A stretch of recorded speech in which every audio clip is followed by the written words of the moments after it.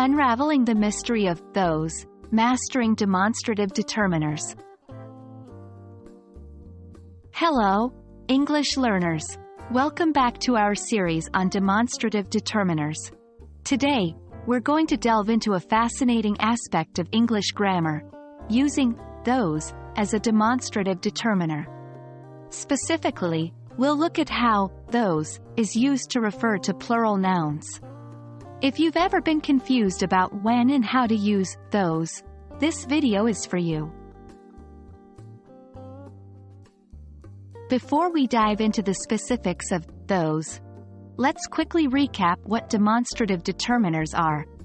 Demonstrative determiners are words that we use to point to specific things or people. In English, we have four main demonstrative determiners: this, that, these, and those. Those is the one we're going to focus on today. The demonstrative determiner, those, is used to refer to plural nouns or things that are far from the speaker. These might be objects that are physically distant, or they might be things that are emotionally or temporally distant, for instance, events in the past. Let's look at some examples.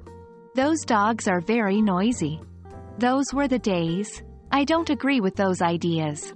In each case, those is used to refer to more than one item, dogs, days, ideas, that are either physically or conceptually far from the speaker.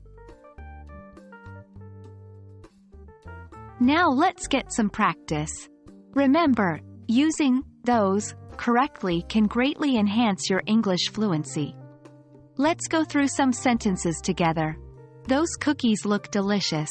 Those are my friends from college. Those places are hard to reach. The more you practice using those, the more natural it will become. Try creating some sentences of your own. Great work today, everyone. We've learned about the demonstrative determiner, those, and its role in referring to plural nouns.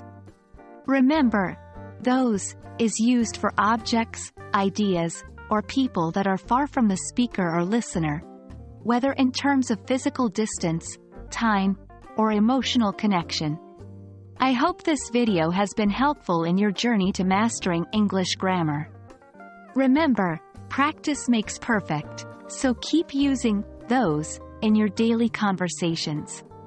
Thanks for tuning in, and see you in the next video where we'll explore another exciting aspect of English grammar.